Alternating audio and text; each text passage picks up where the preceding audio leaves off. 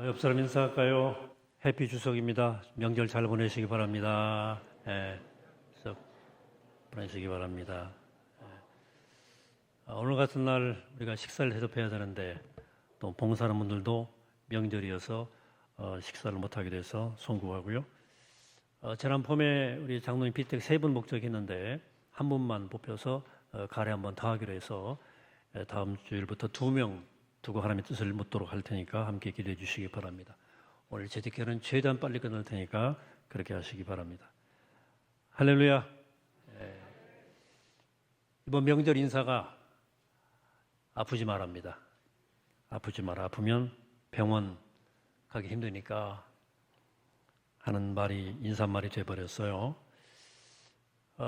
의정 갈등이 정점에 이르렀고 우리나라 의료계가 심각한 문제가 지금 발생하고 있습니다. 좀 복잡한 말이라 길게 할 수는 없고요. 어떤 하루빨리 출구를 찾기를 바랍니다. 이 정도 혼란이 오면 먼저 문제를 제기한 정부가 결자 해제의 심정으로 잘 해결해 나가야 되겠다고 생각합니다. 어릴 적 장래 희망을 물을 때 의사라고 답변한 적이 있어요. 의사가 되고 싶다. 초등학교 때. 아는 형이 야, 너 의사 되려면 너 공부 엄청 열심히 해야 해.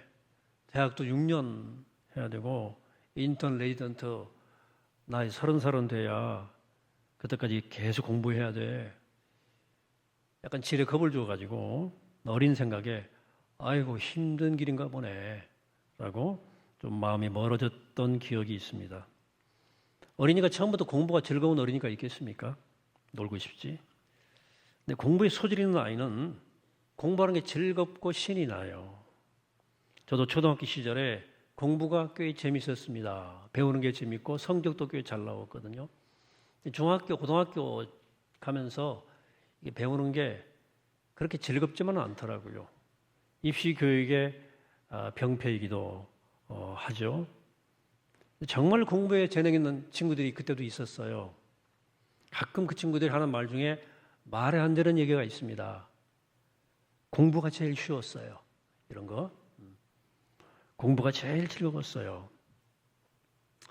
그런데 이런 친구들은 매 단계마다 배움을 즐기면서 그 다음 단계로 나가죠.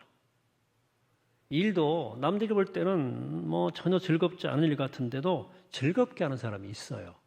신나게. 예수님이 제자도 마찬가지입니다. 우리 영적 단계는 각각 다릅니다. 어떤 사람은 유치원, 어떤 사람은 중학교 단계에 있을 거예요. 어느 단계든 우리 모두는 주님께서 보신 높은 단계를 향해서 나아가도록 되어 있습니다. 그런데 어느 단계에 있든 그 단계에서 매일매일 영적 기쁨을 누리는 사람들이 있습니다. 영적 생활에 기쁨과 감사가 있는 사람들이 있어요. 영적 생활을 통해서 내게 일어난 변화를 보고 주님이 함께 하시는구나 하는 사실을 확인하며 기뻐하는 거죠.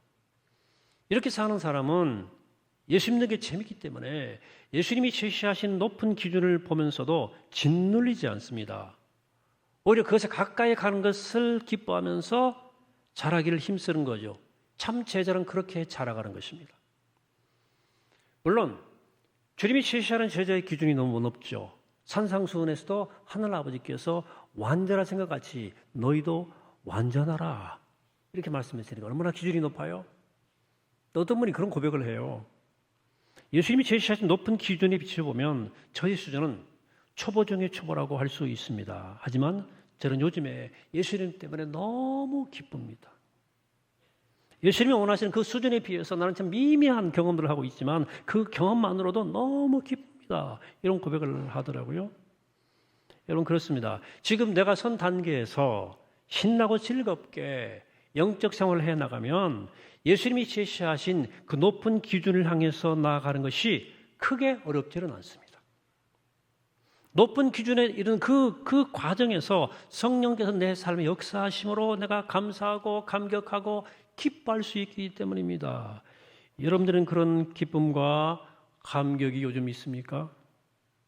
앞에서 제가 공부가 쉬웠다고 하는 뜬금없는 이야기하는 학생 예를 들었지만 공부가 그 정도로 되려면 사실은 좀 타고나야 됩니다. 앞서 제가 의사 일을 들었지만 뭐 판검사, 뭐 회계사 이런 전문 직종도 마찬가지예요. 적어도 그 사회가 인정하는 특수 전문직의 경우 기본적으로 공부에 소양이 있어야 돼요. 좀 IQ가 기본은 있어야 돼요. 정말로 공부 잘하는 친구들은 노력도 있지만 타고난 측면이 있어요. 타고나기 때문에 역으로 지능만으로, 학력만으로 사람을 줄 세우는 것은 불공평한 거예요.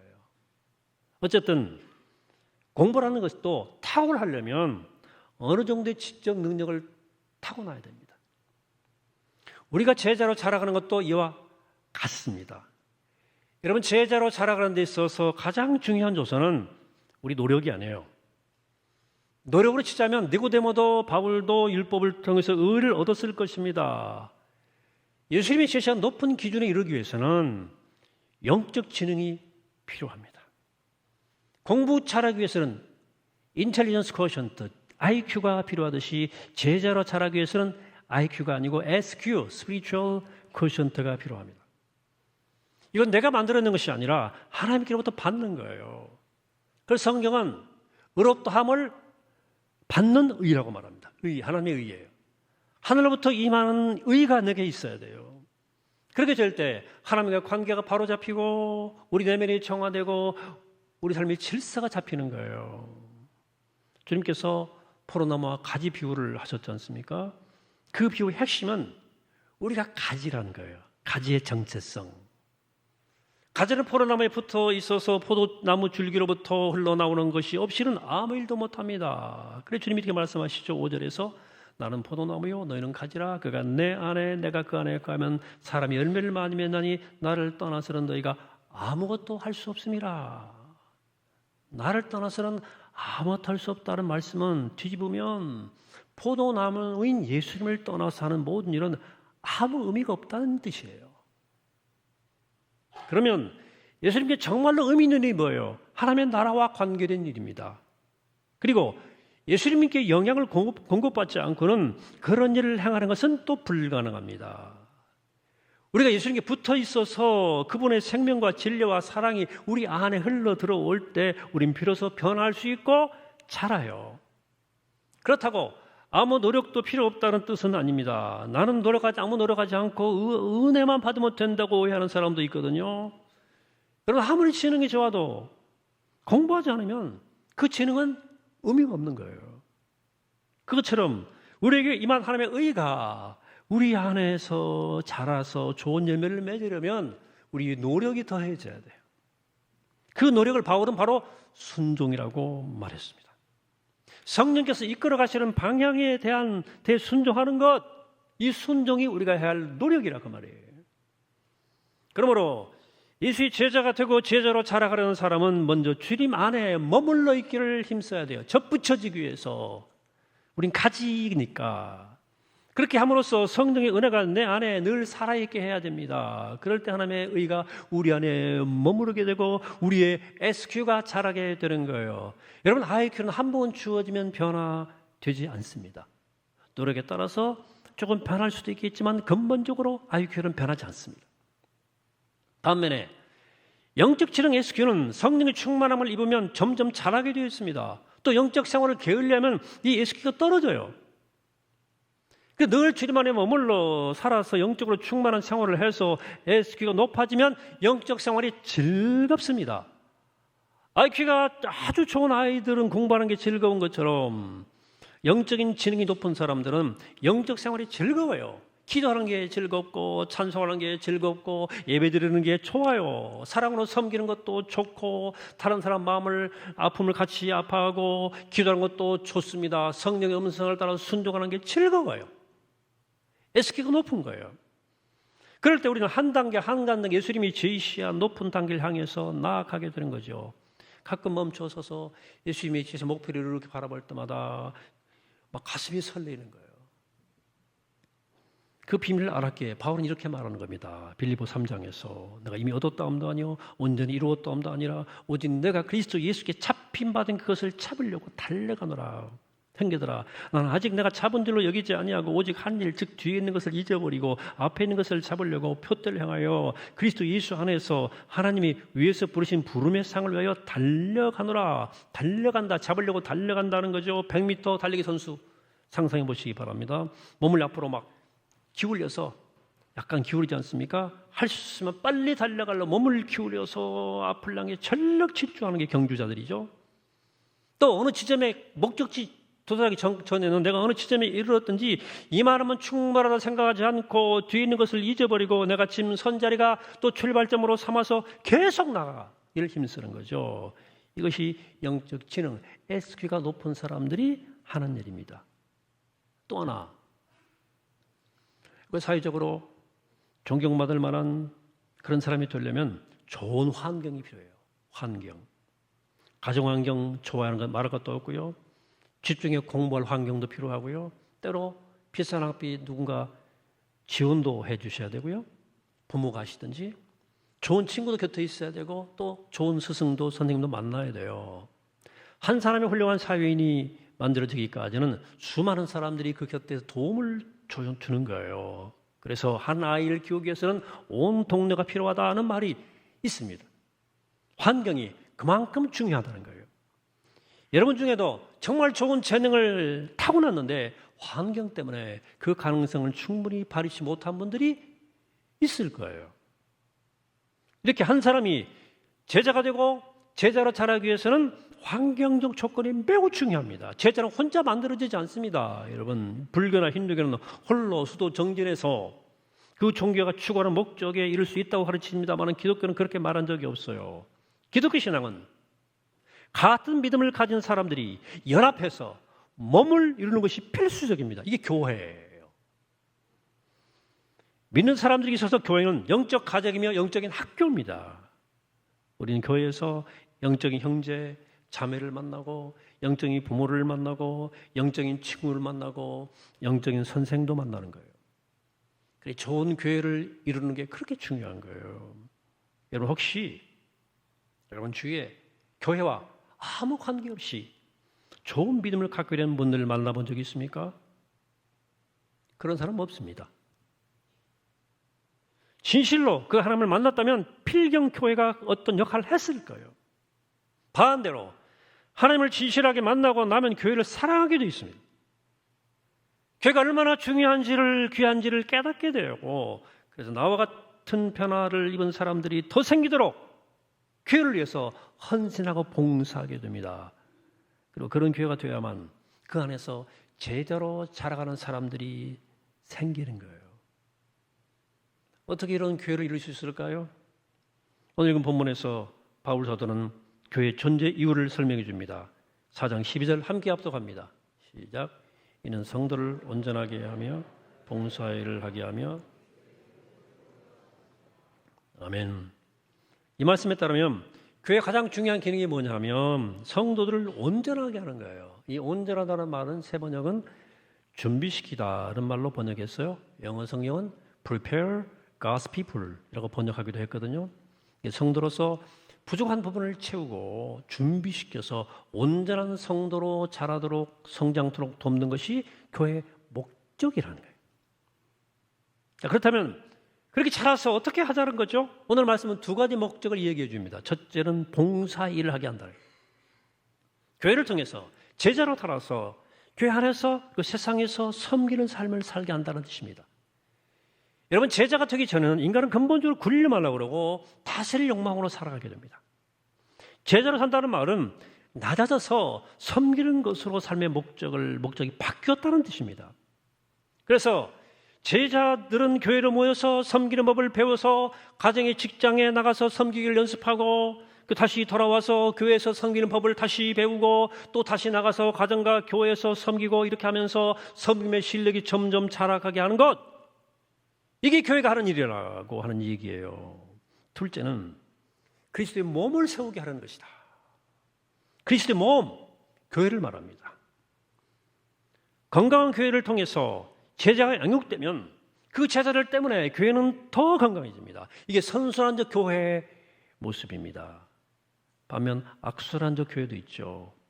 교회로 모여서 그리스도의 몸을 손상시키는 일이 일어나는 것이 악순환적 교회예요. 뭐 했는데 이 몸이 망가지는 거예요.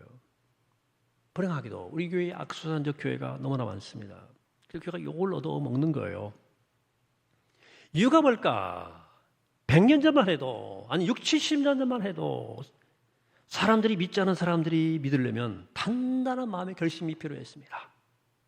자기 문화와 가정의 습관과 생활 습관을 떠나야 했어요. 그러니까 교회 문턱을 넘어올 때는 내가 뭔가 다르게 살아야 되겠다는 생각을 이미 하고 들어오는 거예요. 또 교회가 커지고 많아지고 교인들이 많아지면서 교회 문턱이 낮아졌고 그 후에는 교회에 다니는 일이 일종의 문화활동 비슷한 것이 되어버렸습니다. 이렇게 교회 문지방을 쉽게 넘은 사람들은 의미 있는 회심의 경험을 하기가 어렵습니다. 그래서 회심의 경험 없이 다른 이유로 교회 생활을 하고 경력을 쌓아가기 때문에 그 결과로 제자로 자라지 않았음에도 불구하고 자타가 공인하는 좋은 신앙인으로 인식이 돼요. 직분도 갖고 중직자가 되기도 해요. 목사와 전도사가 된 사람들 중에도 그 회심의 경험이 없이 제자로 살아가는 경험이 없이 그냥 경력만으로 목사와 전도사가 된 사람들이 많습니다. 그러다 보니까 갈등과 분열과 싸움으로 고통받는 교회들이 그렇게 많은 거예요. 교회 머리신 주님의 뜻을 분별하고 순종하는 일에 전혀 훈련되지 않은 사람들이 모여서 교회 일을 하려다 보니까 교회가 계속 문제가 생기는 거예요. 한번 생각해 봅시다. 정말 교회다운 모습을 이루고 교회답게 살아가고 교회다운 일을 행하는 교회가 얼마나 될까? 우리 교회까지 포함해서 묻는 질문입니다. 선뜻 내놓을 교회가 점점 줄어듭니다. 물론 이 세상에 완전한 교회는 존재하지 않습니다. 그래서 한 80점, 90점 맞는 짜리 교회는 좀 있어야 되지 않겠습니까? 세상에 볼 때도 그래 저게 교회지. 할 만한 교회가 있어야 하지 않겠습니까? 근데 그런 교회를 떠올리고 그런 교회 이름을 내놓는 게 쉽지 않아요. 들어가 보면 다 문제가 있어요. 왜 그렇습니까?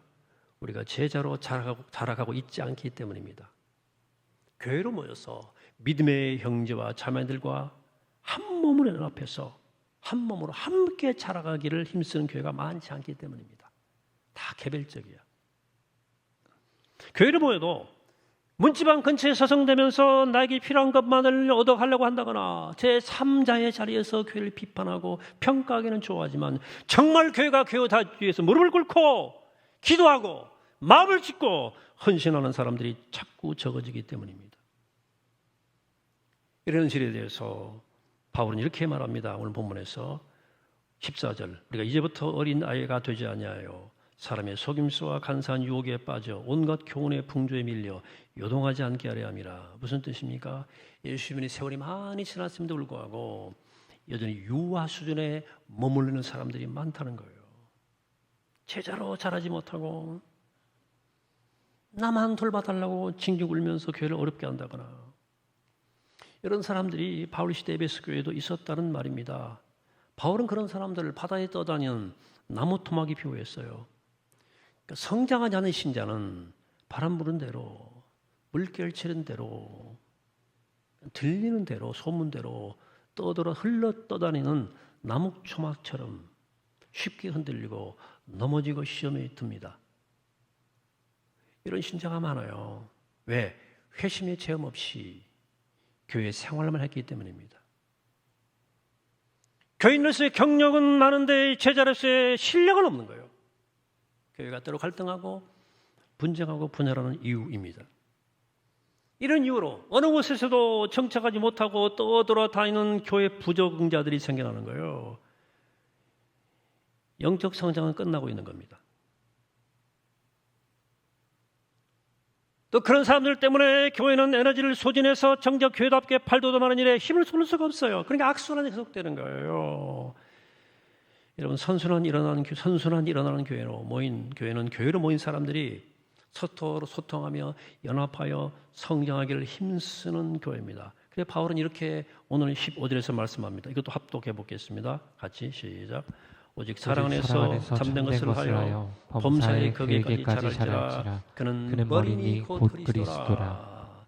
참된 것을 하여란 말, 진리를 고백하고 살면서라고 번역할 수 있어요. 교회로 모일 때마다 복음의 진리를 고백하고 확인하고 실천하는 것을 말합니다. 그 모든 것의 바탕은 사랑 안에서 사랑이고 그 모든 것의 목적도 사랑이에요. 이것이 제자로서 자라가는 과정입니다. 그럴 때 다른 모든 면, 즉 절제와 인내와 겸손, 성품에 있어서도 성장하게 됩니다. 그렇게 해서 머리 되시는 그리스도까지 자라가는 거예요.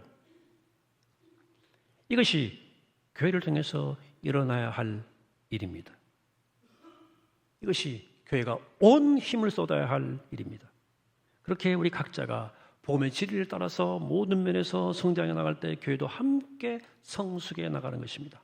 그래서 오늘 본문 마지막 절에서 이렇게 바울은 말합니다. 같이 합독합시다. 시작. 그에게 온몸이 각 마디를 통하여 도움을 받음으로 연결되고 결합되어 각 지체의 분량대로 역사하여 그 몸을 자라게 하며 사랑 안에서 스스로 세우느니라. 아멘. 몸은 교회를 말하는 겁니다. 온 몸이 머리에 속해 있는 교회는 머리 그리스도에게 속해 있는 교회에 속해 있는 거죠. 머리의 지시를 받아서 온 몸이 움직이는 것처럼 그리스도의 뜻을 우리가 분별해 가면서 교회가 그리스도의 뜻을 따라 모든 지체가 움직여서 한 몸으로 자라가는 것, 이게 교회의 진정한 성장이라는 거예요. 단순히 수적으로 성장하는 것을 말하는 것이 아닙니다. 우리 성품과 교회의 품격이 삶의 모습이 달라져 가는 것을 말하는 거죠. 여러분, 이런 교회의 꿈이 우리의 꿈이 되어야 하지 않을까요? 가끔 이런 교회 이상을 볼 때 비에 우리 교회 모습이 어떨까 이렇게 돌아볼 때가 많은데 아쉽고 부끄러울 때가 많습니다. 가장 큰 이유는 제 자신의 능력의 한계 때문입니다. 또 하나 현실적 제약 때문이기도 해요. 목회라는 게 사람과의 관계인데 사람은 인격체여서 내 마음대로 되는 게 아니에요. 물건을 옮겨놓으면 옮겨지잖아요. 사람은 그렇게 되는 게 아니에요. 인격체이기 때문에. 관계 안에서 그 관계를 통해서 오랜 시간 노력해야만 어떤 결과가 나타나는 거예요. 그래서 제게 시간이 별로 없기 때문에 이제 제 마음이 참 조급하기도 합니다. 그러나 그런 교회가 되기를 기도하고 꿈꾸는 일은 멈추지 않으려고 합니다. 오늘 칼럼에서 한 작가가 이렇게 꿈을 정의했어요. 꿈은 인생을 바칠 만한 신기루다. 신기루가 뭐죠? 사막에서 갈증이 허덕이는 사람에게 보이는, 나그네에게 보이는 환상이에요. 오아시스가 저기 있다는 환상이죠. 결코 손에 잡을 수 없는 허상 같은 거예요.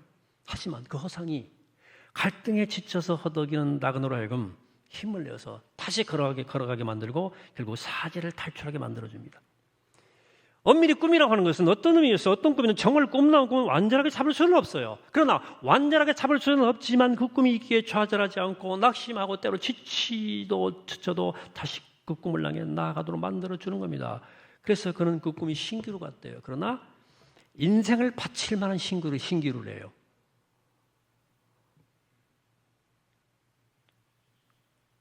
공감이 됐습니다. 이런 생각을 했어요. 이 칼럼 보면서 온전한 제자가 되는 것은 인생을 바칠 만한 신기루다. 걸어가는 교회를 일구 가는 것은 인생을 바칠 만한 신기루다. 여러분, 제자로서 이루어야 할 높은 기준은 우리로서는 평생 이루지 못할 꿈일 수도 있어요. 하지만 한번 그걸 이루어 보기 위해서 힘쓰는 것은 우리 인생을 바칠 만한 신나는 모험이다. 거룩한 교회, 완전한 교회라고 하는 것은 이 땅에서 이룰 수 없는 꿈일 수 있어요. 하지만 그건 인생을 바칠 만한 꿈이라는 거예요. 아직은 미완성품이지만 완성품의 모습에 가깝도록 노력하는 것은 인생을 바칠 만한 꿈 맞습니다. 여러분, 지금 우리에게 신기루처럼 보이는 그것은 새하늘 새 땅이 올 때 완전해질 겁니다. 우린 그 나라 이룰 때까지 그것을 이루기 위해서 분투하는 거예요. 그러므로 우리 모두 그 꿈을 굳게 붙들고 그 꿈을 이루어 나가기 위해서 기도하고 함께 수고하게 되기를 바랍니다. 여러분, 거룩한 교회 이루려고 노력하다 보면 실망스러운 일을 자주 만나죠. 나도 부족하고 우리가 함께 지체된 모두가 다 부족하기 때문에 상처를 주고받는 일이 생겨요. 때로는 사람에게 환멸을 느낄 수도 있고 다 때려치고 싶을 때도 있어요. 그래서 그것은 분명 거룩한 교회의 모습을 보고 싶어 하지 않는 사단의 방해입니다. 그러므로 그럴 때마다 흔들리지 말고 거룩한 꿈을 다시 붙잡게 되기를 축복합니다. 내 목숨이 다하는 순간까지 제대로 계속 자라기 위해서 내게 힘이 남아있는 동안 거룩한 교회를 한번 이루기 위해서 함께 힘쓰게 되기를 바랍니다. 특히 우리 남신도회가 그런 꿈을 향한 설렘과 열정과 투지가 있게 되기를 축복합니다. 바울이 말한 것처럼 다른 모든 것 다 뒤로 제쳐두고 주가 위에서 부르신 위로서 부르는 그 부름의 상을 향해서 힘껏 나아가는 목적을 향해 힘껏 나아가는 우리 모두가 되기를 이 시간 주님으로 간절히 축원합니다. 기도하겠습니다. 거룩하시고 자비로우신 아버지 하나님, 하나님 허락하신 하나님 나라의 꿈, 거룩한 교회의 꿈, 그리스도를 닮아가는 제자의 꿈, 우리가 잃지 않게 하시고 다시금 그 꿈 붙잡고 온몸을 기울여 앞을 향해 절적 질주하며 주를 위해 섬기는 일이 기쁘고 감사하는 놀라운 능력을 얻어가는 영적 지능이 높은 정도로 삼아주셔서 주님의 길을 든든히 세워갈 수 있도록 우리 모두를 축복하고 가르치시옵소서. 감사드리옵고 예수님의 이름으로 기도합니다. 아멘.